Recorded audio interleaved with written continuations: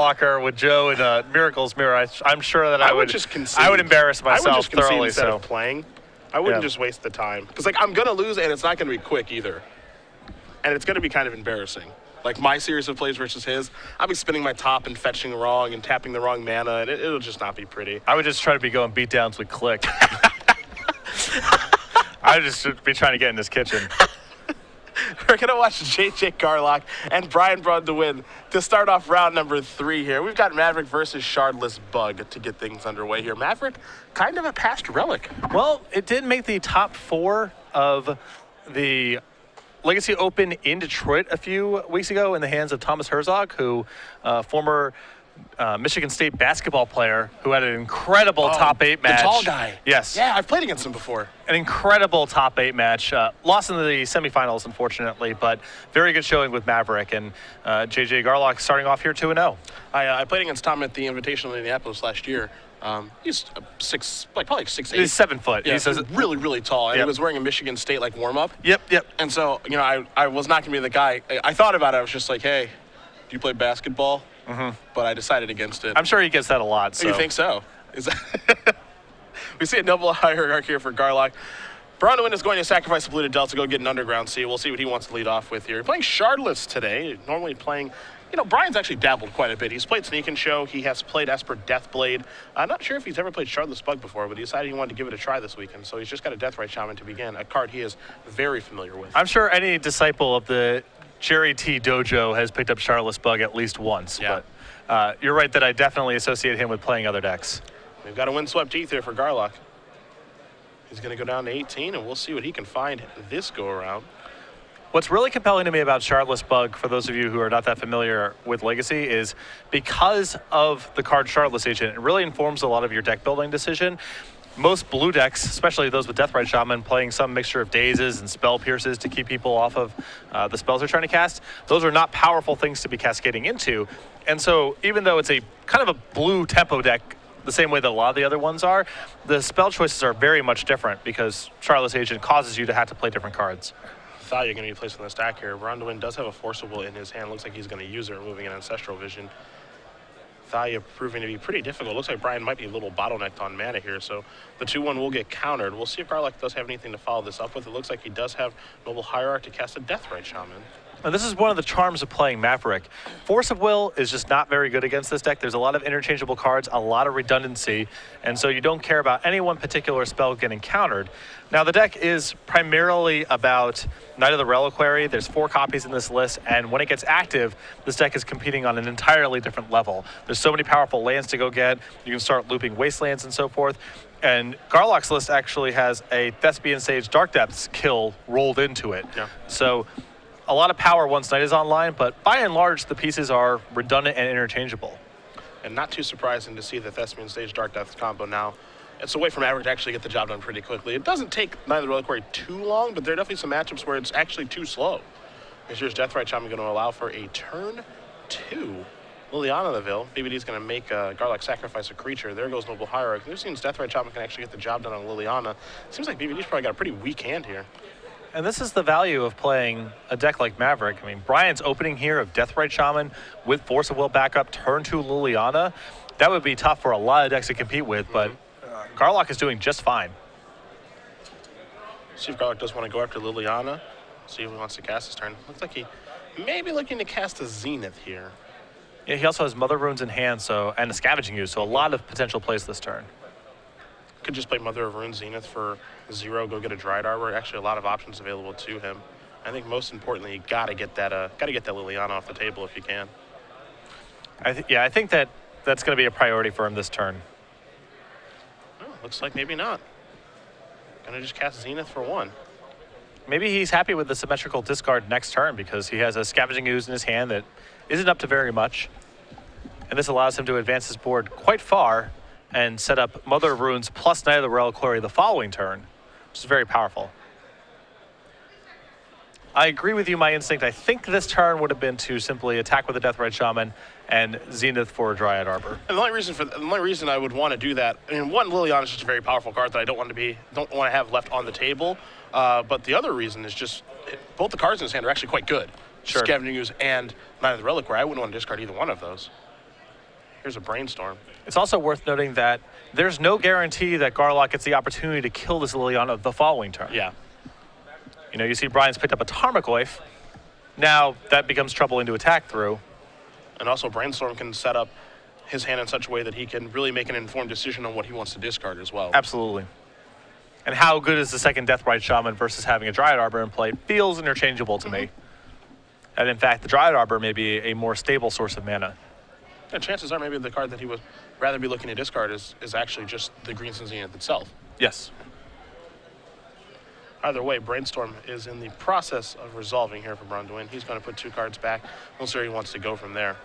And I'm sure that Brian is not thrilled about having to play this matchup. It's a really grindy affair here. Yeah. There's a lot of power in JJ's deck once the board gets gummed down a little bit. There's even a copy of Thrun in his deck, which is a Zenith target and also just a random Miser that he can draw. Thrun is a disaster for Brian's deck. Out of Abrupt Decay range for numerous reasons. Can't be targeted with Jace. Can regenerate against things like Baleful Strix and Tarmogoyf. A really troubling card. So and that's just one dimension of attack. JJ isn't leaning on that card exclusively.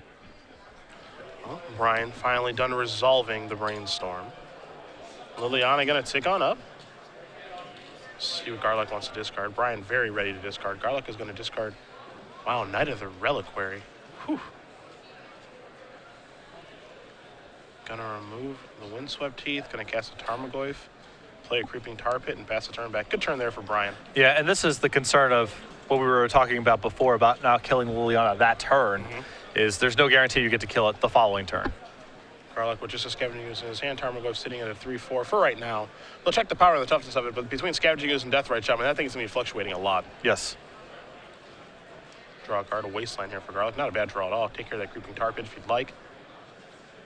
And then also has the ability to cast Scavenging Ooze, protect it with Mother of Runes, and then plenty of mana with the Deathrite Shaman. So there is the Wasteland. We'll see what he wants to go after. Could go after the green source too. Yeah, there's a couple options here. I don't mind getting rid of the green source, as that Creeping Tar Pit's pretty far away from being a factor in this game. And this is a Scavenging Ooze. And Mother of Runes on protection duty. So both players pretty empty-handed at this point, which is a spot that Chartless Bug likes to have its opponent in. Mother Runes is very problematic, though. This is definitely true. Jace the Mind Sculptor, the draw here. Brian was probably trying to set that up to hope to get there for the next turn with the mana and just how he did everything with his Brainstorm. Because, you know, he didn't shuffle with the Brainstorm, obviously, so he knew and still knows what's coming. Again, for those of you relatively new to the format, Mother of Runes is one of the most powerful cards that has ever been printed if a game is about attacking and blocking. Now, often games of Legacy are not about that at all, and that keeps Mother of Runes' overall power level in check, but in games like this, it is very daunting to play against. So Liliana's going to tick down for the sacrifice effect. Tarmogoyf's going to move to a 5-6. Garlock is going to activate a Deathrite Shaman. Looks like targeting the Bayou in Brian's graveyard. In response. And now this is where weird jockeying with Deathrite Shaman activations on both sides come into play. Unlike a lot of cards, Deathrite Shaman is not part of the cost to remove the card in question. It happens on resolution. So these Deathrites can be activated in response to one another to prevent one person from getting the effect. Yeah, and that's basically what's happening here. Garlock activated his to target the Bayou. Brian activated his in response to target the Bayou to get the mana, and Garlock said, fine, I'll activate my other one then. How about that? You see Garlock here, instead of growing the Scavenging Ooze, is just attacking the unique card types in Brian's graveyard, trying to suppress this Tarmogoyf. So exiles the Liliana of the Veil in lieu of getting a creature. And that Scavenging Ooze is going to be hanging out for a while. Yeah, I feel like Scavenging Ooze plus Mother of Runes is JJ's at least short-term plan for addressing the game. Dryad Arbor the draw here. Last call to sign up for A little bit better than the land. This is the last Yes. call to sign up for a 2-headed giant. Brian draws a Force of Will for the turn.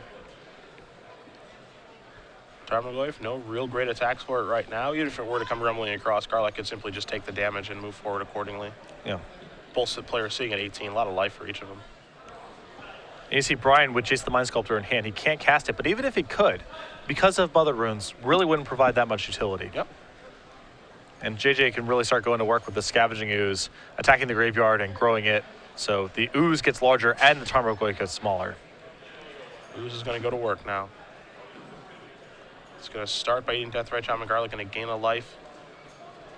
Make that thing a 3-3. See if it wants to go any further here. If it can't even go any further. There's a Wasteland. Garlock could have activated Deathrite Shaman, remove the Wasteland, get a green mana, and make it a little bit larger, but looks like he's going to hold off for now. Yeah, I think, again, he's in a position where he wants to deny Brian the ability to generate mana with his own Deathrite Shaman. So he's prioritizing that over trying to be maximally efficient. It looks like Brian's going to attempt to use the black ability on Deathrite Shaman to remove Force of Will, and that's going to work. Good spot here for Brian to do that. Garlock's represented that he has no interest in trying to fight that kind of fight right now. So a free 2 points of damage that Brian picks up. Abrupt Decay the draw here for Braun-Duin. No green mana in play as far as lands are concerned, but he does have the Deathrite Shaman. But again, a lot of jockeying for position for an additional color of mana here for Brian because there's a Deathrite Shaman that's active on the other side of the table. Garlock going to go activating Scavenging Ooze yet again now. Looks like creatures are going to get removed here. Garlock going to gain a little bit more life, kind of undoing the work that Deathrite Shaman did on the previous turn. Also going to sacrifice this Verdant Catacombs and go hunting for a land. And now we're entering the stage where Garlock is going to be able to make his Scavenging Ooze larger than the Tarmogoyf, both because the Ooze is going to get so large, and because both graveyards are going to be under such duress that that Tarmogoyf is going to shrink. And Bayou is the choice. You see the small splash here. Dark Maverick, if you will. Mostly just to facilitate Deathrite Shaman. Yeah, there's a couple of Abrupt Decays and Thought Seizes, Zealous Persecutions on the sideboard, so a couple other pieces of utility, but game one, it is just a concession to Deathrite Shaman. You'll see another Scavenging Ooze activation here. So Garlock getting all of these creatures taken care of here. That's the goal. Tarmogoyf's going to tick down to a 3-4 as there are no more creatures in the graveyard thanks to Scavenging Ooze. And it looks like Scavenging Ooze is feeling really tough now coming in the red zone.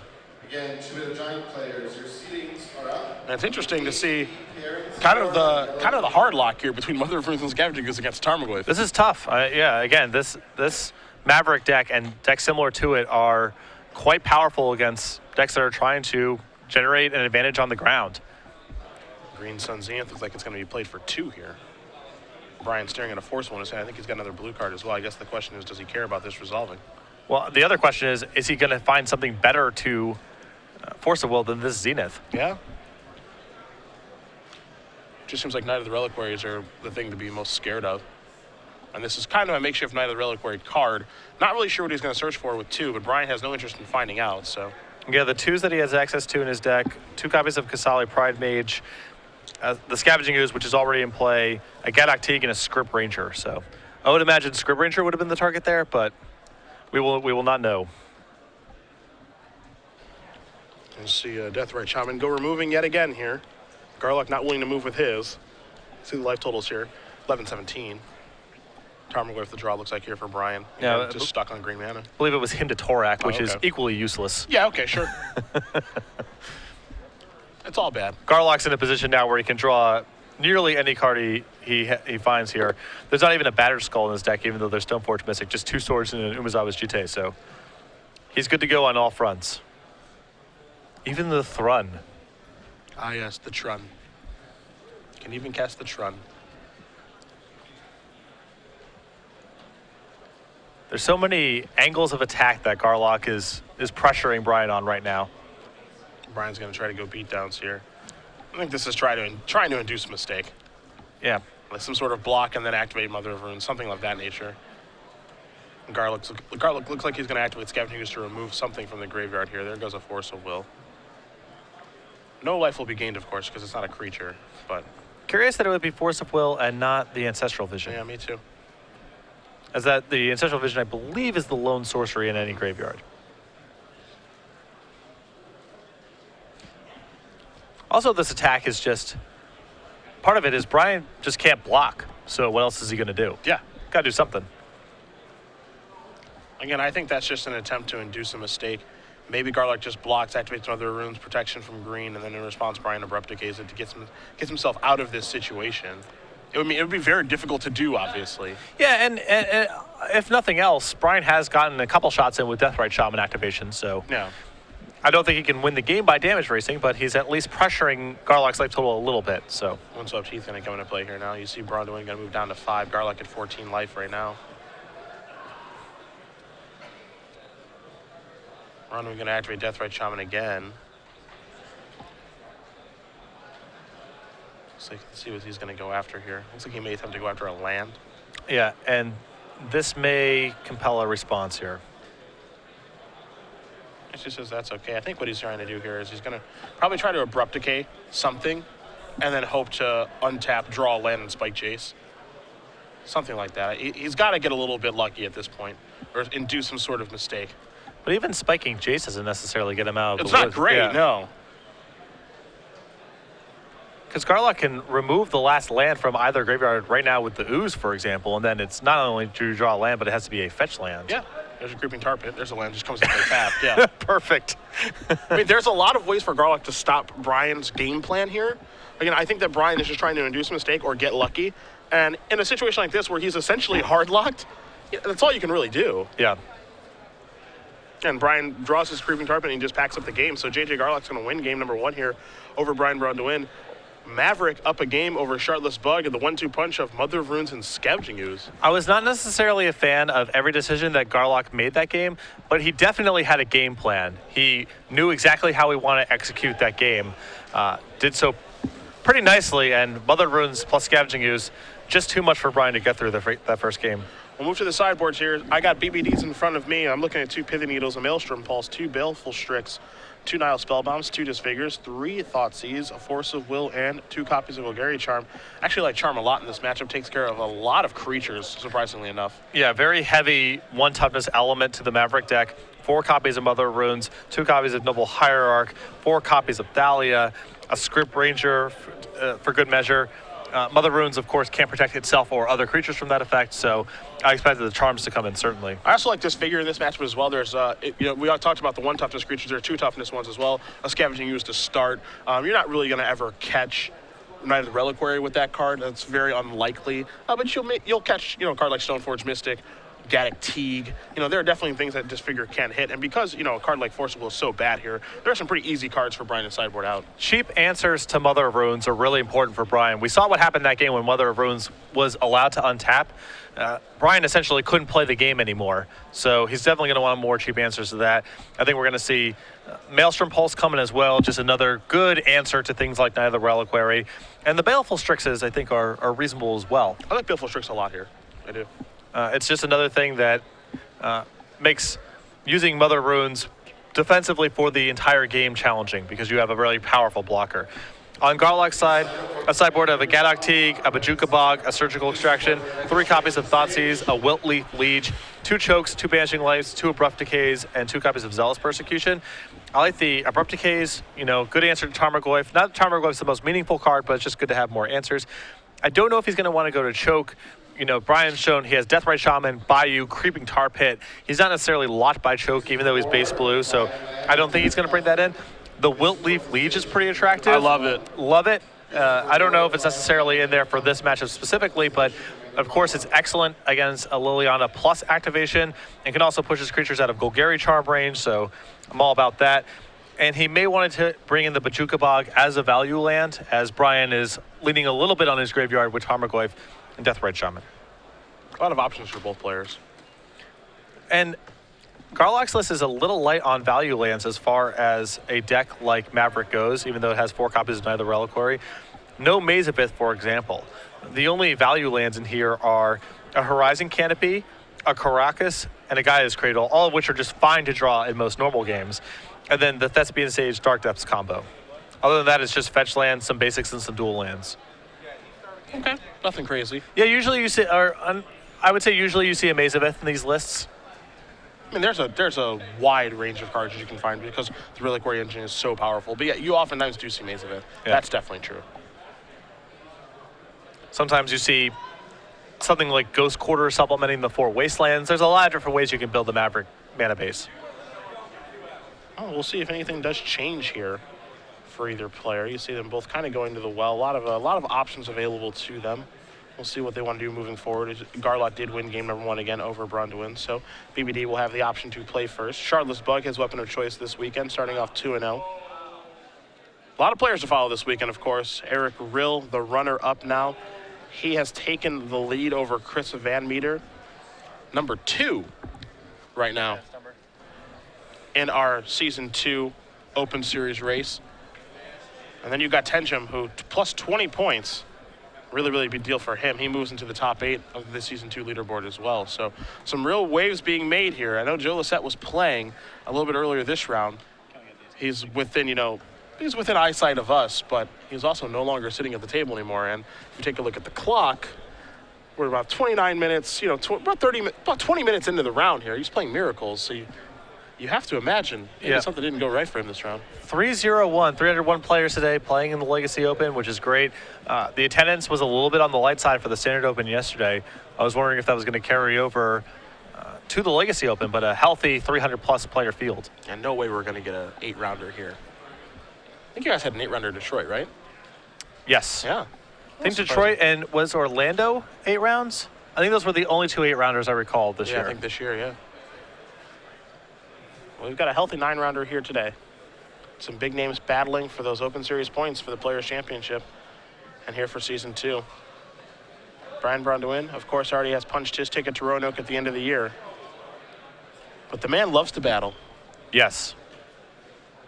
He loves to do battle. And a good finish in the Standard Open, too. 10th place. Yeah. Good run with Jun Monsters.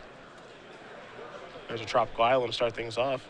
Pass it over back to Garlock. Picks up a Thalia for his draw step.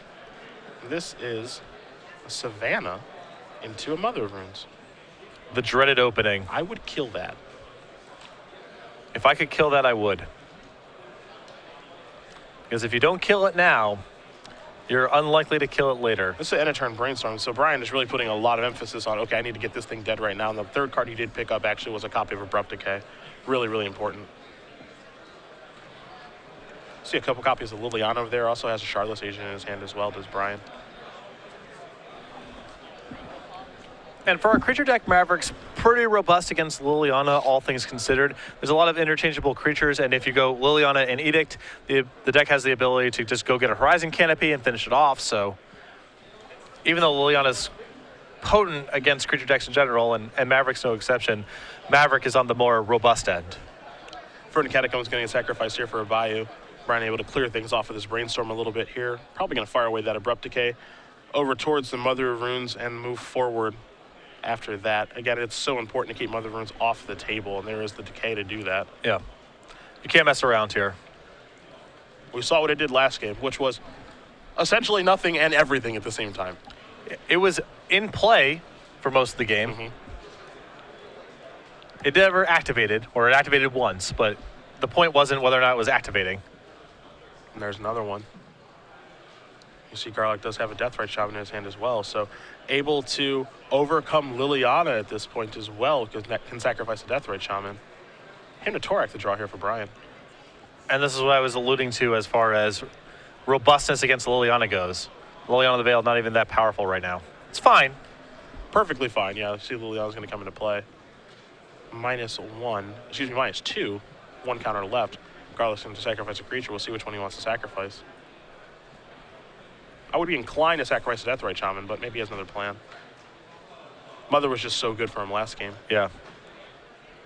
Although once you're in the position where you had to be shields down anyway because you had to finish off the Liliana this turn, presumably, then there's more of an argument for keeping Deathrite Shaman. But I also can appreciate the upside of Mother of Runes being really high. And who knows, maybe Brian doesn't have another way to get rid of this Mother of Runes, even if it's tapped. Cradle going to come into play here. Looks like it's not the Reliquary time now. See if Mother of Runes wants to try to finish off Liliana or not. We saw last game this did not happen, and it's not going to happen again. Yeah, Garlock might just say, yeah, you want to discard? That's fine. This is what I care about, is this board right now. As far as cards to discard go, Garlock's got a Thalia, a Numazawa Jite, and then the Thespian Sage in his hand. And keep in mind, letting Garlock untap with the Knight of the Reliquary opens up a whole range of disasters for Brian. from anything from recurring wastelands to something like Thespian Stage Dark Depths, which might not even be on Brian's radar. Hasn't seen any part of that yet.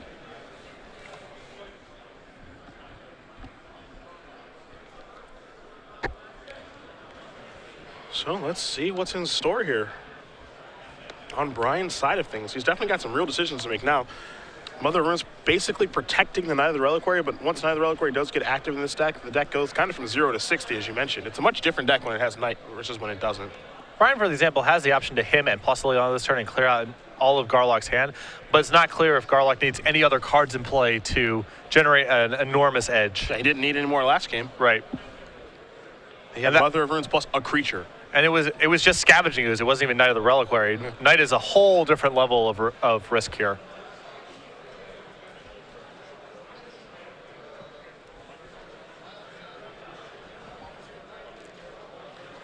Braun-Duin looks like he's going to start by ticking up. Very important that he sequences everything the way that he'd like to here. This would be a good spot for Wiltleaf Liege. That's true. That would be an actual just disaster nightmare. Him to Torak and Umazau's GTA are the cards that'll go to the graveyard. All right, so Brian's going to be playing to the board this game. Looks like he's going to play a replacement Liliana, perhaps. And this makes Garlock decide between if he wants Knight of the Reliquary or Mother of Runes. Yeah, I think you have to make that. Has to be Knight. Yeah, it's just too powerful.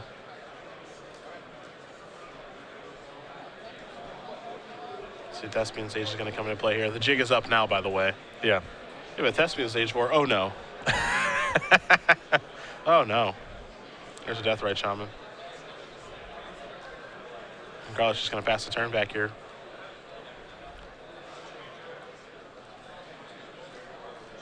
With, I believe, the ability to make a 20/20 on the end step. Yes. Yeah.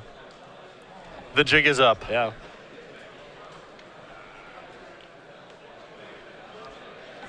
Brian might be hoping that the Dark Depths is in his hand or something. Or maybe the Thespian Sage is just a random utility land or something. Yeah, you just want like another wasteland, right? That's probably it. Gonna tick on up. That's not a Dark Depths. That's a Thalia that got discarded.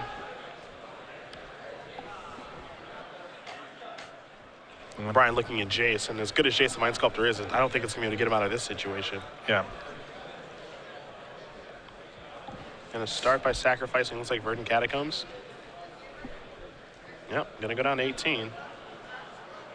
It's crazy because, you know, Brian went through all this work to get rid of that Mother of Runes at the early stages of the game, which I believe was correct. And Garlock just he top decked another one, and that's what kind of changed everything in this game. And look at the hand that Brian's had this game. He's had all land drops, a Brainstorm and Abrupt Decay, 3 copies of Liliana the Veil, and now Jason the Mind Sculptor. Yeah. And he's not going to get to untap, more than likely. Yeah.